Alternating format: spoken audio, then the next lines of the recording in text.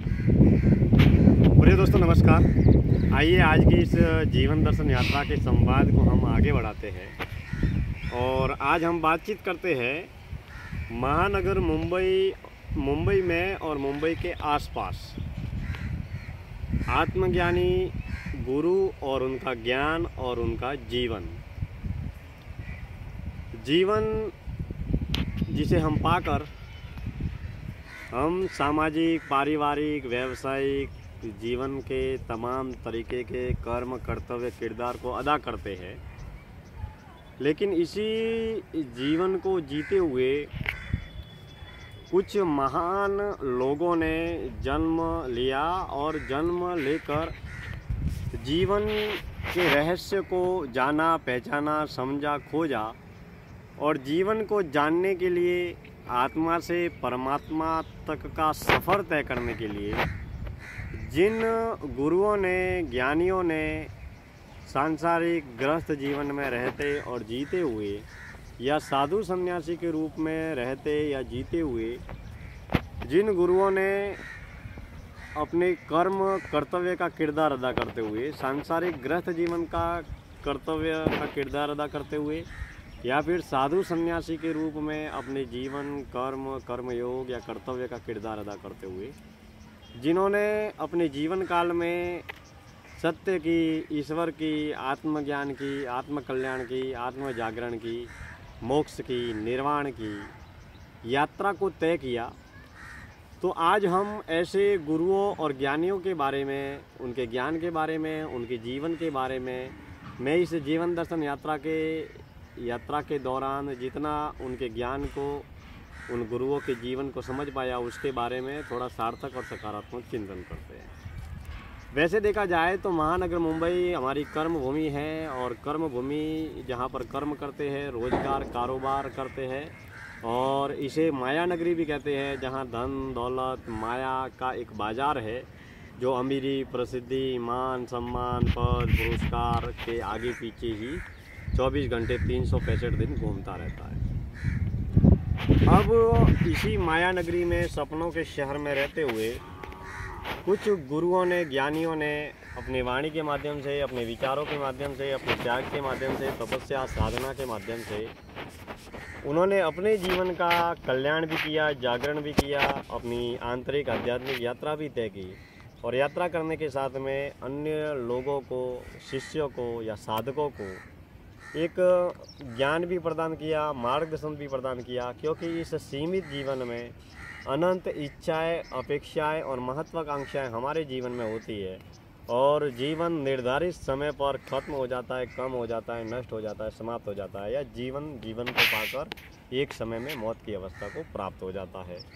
अब हम बात कर रहे हैं जहाँ तक अब तक आज तक मैं जिन गुरुओं की तपोभूमि पर गया हूँ, जहाँ पर उनकी मंदिरों के दर्शन किए हैं, वो जहाँ पर रहते थे उनके दर्शन किए हैं, समाधि के दर्शन किए हैं।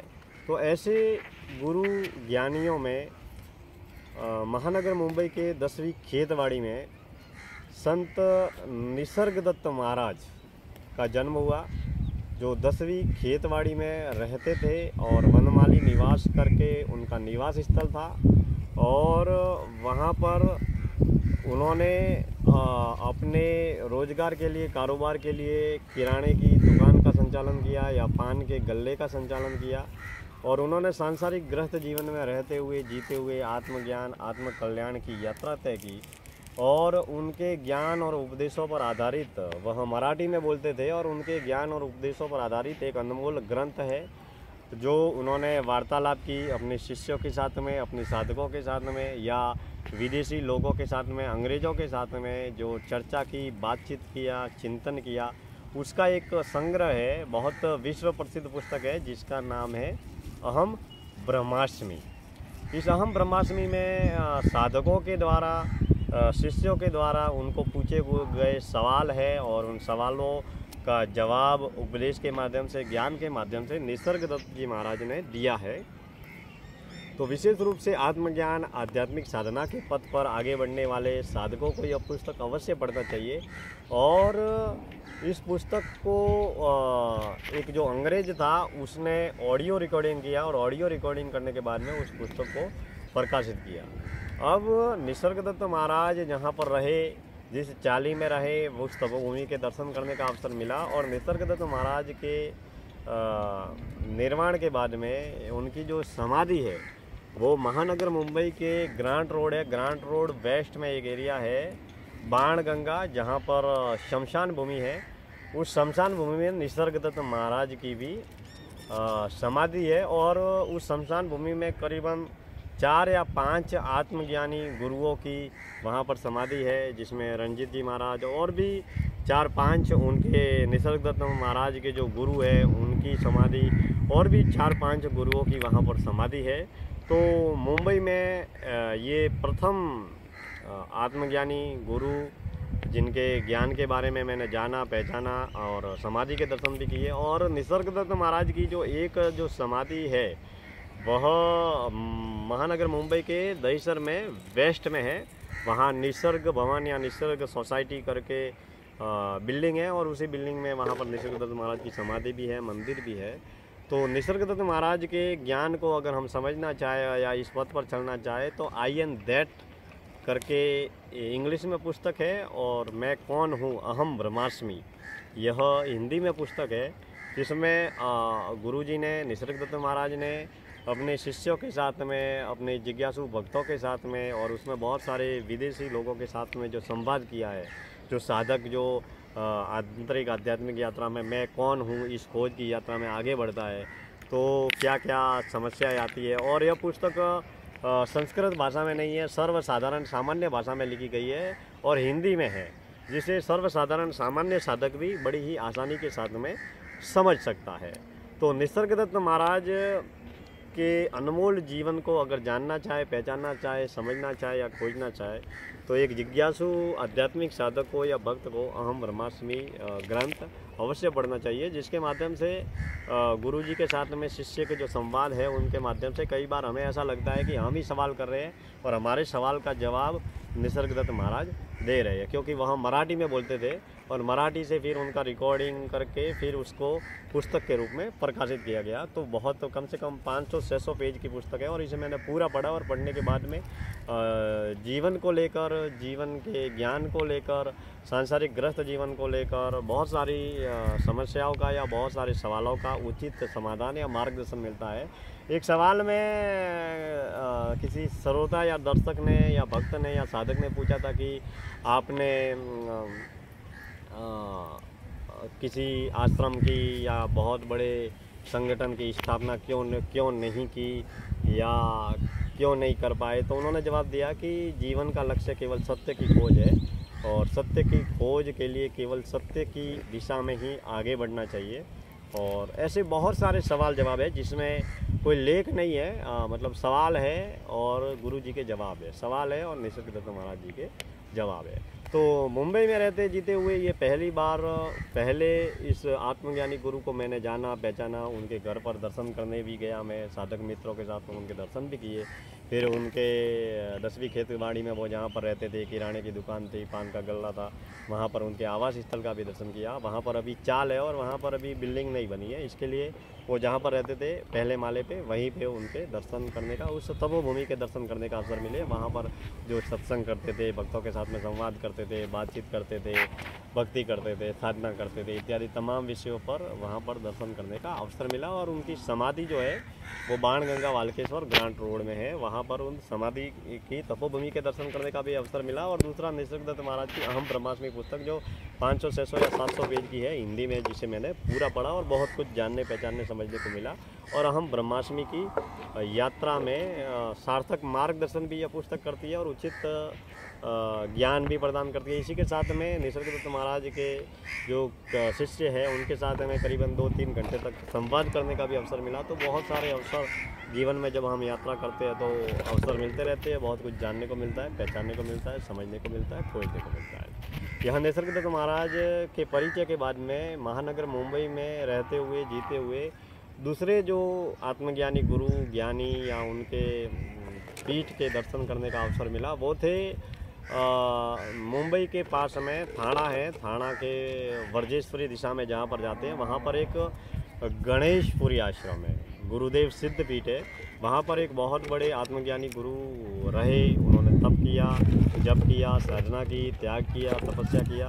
उनका नाम था नित्यानंद जी महाराज। और नित्यानंद जी महाराज का वहाँ पर गणेशपुरी में मंदिर भी है। और नित्यानंद जी महाराज के कृपा पात्र शिष्य थे नित्यानंद जी महाराज। नित्यानंद जी महाराज के जो शिष्य थे वो मुक्तानंद जी महाराज। तो मुक्तानंद जी महाराज की एक पुस्तक है जिसका नाम है चित्त शक्ति विलास। तो चित्त शक्ति विलास में उन्होंने सिद्ध योग और उनके आत्मज्ञान आध्यात्मिक यात्रा पर जो अलग अलग अनुभव हुए, ध्यान के माध्यम से, ज्ञान के माध्यम से, उन्होंने बहुत बेहतरीन तरीके से इस पुस्तक में संवाद के जरिए उस पुस्तक को बताया गया है। और यह एक सिद्ध योगी की, आत्मज्ञानी गुरु की आत्मकथा है जिसमें वो किस तरीके से आध्यात्म की यात्रा करते हैं, किस तरीके से उनके बड़े बड़े गुरुओं के साथ में, बड़े बड़े सिद्ध योगियों के साथ में, कई बड़े बड़े पहुँचे हुए संतों के साथ में उनकी मुलाकात होती है, बातचीत होती है। और विशेष रूप से नित्यानंद जी महाराज के शिष्य है मुक्तानंद जी महाराज। उन्होंने इस सिद्ध योग की, इस साधना पद्धति को, इस ध्यान पद्धति को विदेशों में भी फैलाया। तो बहुत सारे विदेशी लोग भी यहाँ पर आते हैं। और विशेष रूप से विदेशों में ये सिद्ध योग की बहुत सारी संस्थान भी है। तो जो वास्तव में सत्य की खोज के जो प्यासे हैं, या जो सत्य की दिशा में आगे बढ़ना चाहते हैं, या जो जीवन में कुछ पाना चाहते हैं, जानना चाहते हैं, तो महानगर मुंबई के पास में थाने वर्जेश्वरी रोड पर जाते हैं। वहाँ पर गणेशपुरी आश्रम सिद्ध योग करके जो बहुत बड़ा आध्यात्मिक तपोभूमि है, वहाँ पर बाबा मुक्तानंद की समाधि भी है, नित्यानंद जी का मंदिर भी है। और नित्यानंद जी महाराज जहाँ पर रहे, जहाँ पर उन्होंने साधना की, वहाँ पर उनकी तपोभूमि भी है, आवास स्थल भी है। और विशेष रूप से वहाँ पर भक्ति भी होती है, साधना भी होते हैं, और कई बार ध्यान के शिविर भी लगते हैं। तो हम अगर गुरुओं के बारे में, ज्ञानियों के बारे में अगर जानना चाहें तो ऐसे गणेशपुरी आश्रम जैसे तपोभूमि के दर्शन अवश्य करने चाहिए। और विशेष रूप से बाबा मुक्तानंद की जो पुस्तक है चित्त शक्ति विलास, उसे भी अवश्य पढ़ना चाहिए, क्योंकि यह हिंदी में है। और किस तरीके से ध्यान के माध्यम से, ज्ञान के माध्यम से उन्होंने अपनी आंतरिक आध्यात्मिक यात्रा को सिद्ध योग के माध्यम से हासिल किया, और किस तरीके से उन्होंने अपनी यात्रा को आगे बढ़ाया। तो मुझे भी सिद्ध योग के जो शक्तिपात शिविर है, जो बाबा मुक्तानंद की समाधि के उपलक्ष्य में आयोजित होते हैं, तो 2 शिविर का लाभ लेने का जो अवसर प्राप्त हुआ, तो बहुत अच्छा अनुभव भी हुआ और बहुत कुछ अच्छा जानने पहचानने को मिला।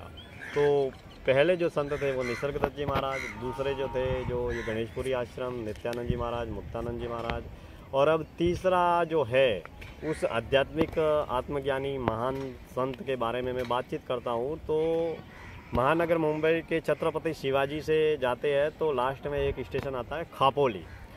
खापोली में एक बहुत बड़े महान तपस्वी संत हुए, वहाँ पर मैं स्वयं दर्शन करने गया। वहाँ पर जो पहाड़ है खापोली में, वहाँ पर जिस गुफा में गगनगिरी जी महाराज, जिन्होंने साधना भी की, त्याग भी किया, तपस्या भी की, वो जल में रहकर साधना करते थे और उनकी यात्रा बहुत लंबी है। ऐसे बहुत बड़े महान आत्मज्ञानी गुरु हुए। तो गगनगिरी जी महाराज का मठ जो है वो खपोली में है, और खपोली में जाकर मुझे दर्शन भी करने का अवसर मिला। और वहाँ पर एक जो नदी की तरह नदी बहती है, वहीं पर वो साधना करते थे। और फिर थोड़े ऊपर चढ़ते हैं तो वहाँ पर एक पहाड़ है, और पहाड़ के वहाँ पर एक गुफा है, और वही उसी गुफा में वह साधना किया करते थे। तो बहुत बड़े ऐसे गुरुओं और ज्ञानियों की तपोभूमि रही है, जन्मभूमि रही है। ये मुंबई भी है, ये महाराष्ट्र भी है। ऐसा नहीं है कि मुंबई माया नगरी है या सपनों का शहर ही है, लेकिन इस मुंबई में सांसारिक औजारू बाजारू तमाम सांसारिक दुनियादारी दुकानदारी की उपलब्धियों के साथ में इस माया नगरी मुंबई में बहुत सारे ऐसे गुरुओं का और ज्ञानियों का भी जन्म हुआ। तो ऐसे गुरुओं को, ऐसे सिद्ध योगियों को, गगनगिरी जी महाराज जैसे तपस्वियों को हम नमन करते हैं। गगनगिरी जी महाराज के बारे में एक बातचीत याद आती है कि वह जब भी साधना करते थे तो पानी में रहकर साधना करते थे और पानी में ही वह ध्यान भी करते थे। तो कई बार ऐसी स्थिति होगी कि पानी में ध्यान करते थे, साधना करते करते, तपस्या करते करते उनके जो पैर जो है वो मछलियाँ वगैरह खाने लगी, पैर खराब हो गया। इसके बावजूद भी उन्होंने अपनी साधना को नहीं छोड़ा। और आज तो खैर मुंबई का बहुत बड़ा विस्तार हो गया है, लेकिन उस समय जब खपोली जैसे क्षेत्र में हम अकेले जाने से डरते हैं, पहाड़ों में, जंगलों में, उस समय उस महान तपस्वी ने साधना की। और मैंने कहीं पर इंटरव्यू में ऐसा भी पढ़ा था कि जो हिंदू हृदय सम्राट बाला साहेब ठाकरे जो थे, उनके हाथ में कई बार आपने इंटरव्यू में या वीडियोज में या देखा होगा तो एक रुद्राक्ष की माला रहती थी। तो वो जो रुद्राक्ष की माला जो थी वह बाला साहेब ठाकरे साहब को गगनगिरी जी महाराज ने ही प्रदान की थी। तो ऐसे बहुत सारे बड़े बड़े लोग गगनगिरी जी महाराज के चरणों में आते थे और गगनगिरी जी महाराज ने बहुत लंबी यात्रा को तय किया। हिमालय में भी घूमे, बहुत सारे अलग अलग जगहों पर भी गए और उनके कई अद्वितीय अलौकिक चमत्कार भी रहे। और जब हम वहाँ पर खपोली के मठ पर पहुँचे तो इतना सुंदर प्राकृतिक मनोरम्य वातावरण है, जहाँ पर गगनगिरी जी महाराज ने जिस पहाड़ की गुफा में साधना की, तपस्या की, तो वहाँ पर करीबन 1 घंटे रुककर मुझे ध्यान साधना करने का भी अवसर मिला।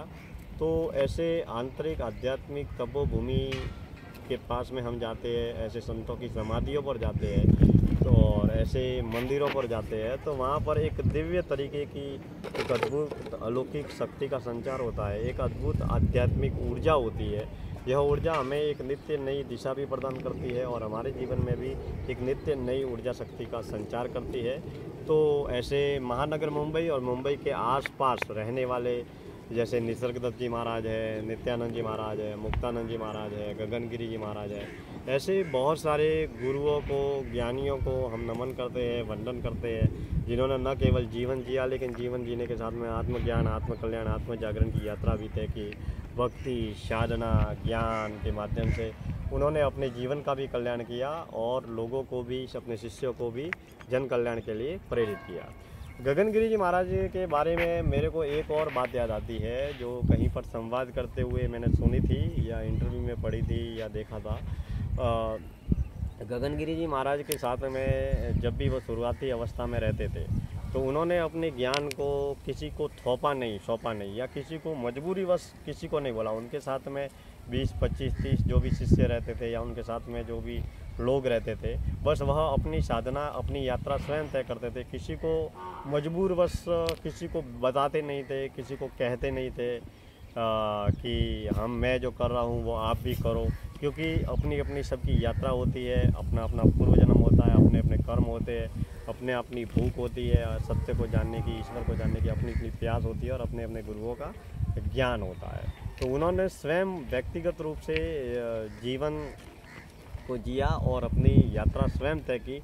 अपने ज्ञान को या किसी रूप में मजबूरीवश थोपने या सौंपने का तनिक प्रयास नहीं किया, उन्होंने स्वयं यात्रा तय की। और इस तरीके से ऐसे मुंबई और मुंबई के आसपास और महाराष्ट्र में रहने वाले और देश भर में रहने वाले तमाम आत्मज्ञानी गुरुओं को हम नमन करते हैं।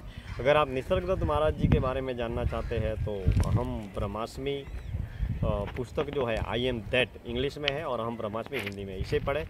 दूसरा, अगर आप नित्यानंद जी महाराज के बारे में और मुक्तानंद जी महाराज के बारे में जानना चाहते हैं, मुक्तानंद जी की पुस्तक है आंतरिक आध्यात्मिक आत्मकथा है जिसका नाम है चित्त शक्ति विलास, उसको भी आप पढ़ सकते हैं। और अगर आप दर्शन करने के लिए जाए तो थाने में वर्जेश्वरी रोड है, वहाँ पर गणेशपुरी आश्रम है, वहाँ पर नित्यानंद जी महाराज का मंदिर है, मुक्तानंद जी महाराज की समाधि भी है। और मुक्तानंद जी महाराज की जो समाधि है वो रविवार और शनिवार को 1-1 घंटे खुलती है, तो वहाँ पर जाकर आप ध्यान भी कर सकते हैं। 1 घंटे के लिए खुलती है और 1 घंटे पर में उस समाधि स्थल पर आप स्वयं आसन लगाकर ध्यान कर सकते हैं। और वहाँ पर पूजा भी होती है, आरती भी होती है, तो वहाँ पर रुक भी सकते हैं और ऐसे आध्यात्मिक आत्मज्ञानी गुरुओं के ज्ञान को भी सीख सकते हैं और वहाँ पर उनकी आध्यात्मिक ऊर्जा को अद्भुत रूप से महसूस कर सकते हैं। फिर खापोली में अगर आप ऐसे गुरुओं के, ज्ञानियों के दर्शन करना चाहें और उनकी तपोभूमि के दर्शन करना चाहें तो खपोली में गगनगिरी जी महाराज का मठ है और वहाँ पर गगनगिरी जी महाराज पहाड़ के ऊपर जहाँ पर साधना करते थे वो गुफा जो है वो खुली रहती है और सुबह से शाम तक, मेरे ख्याल से सुबह 8 बजे से शाम को 5 बजे तक या ऐसा कोई समय है, तो वहाँ पर जाकर आप साधना भी कर सकते हो, उस तपोभूमि के दर्शन भी कर सकते हैं।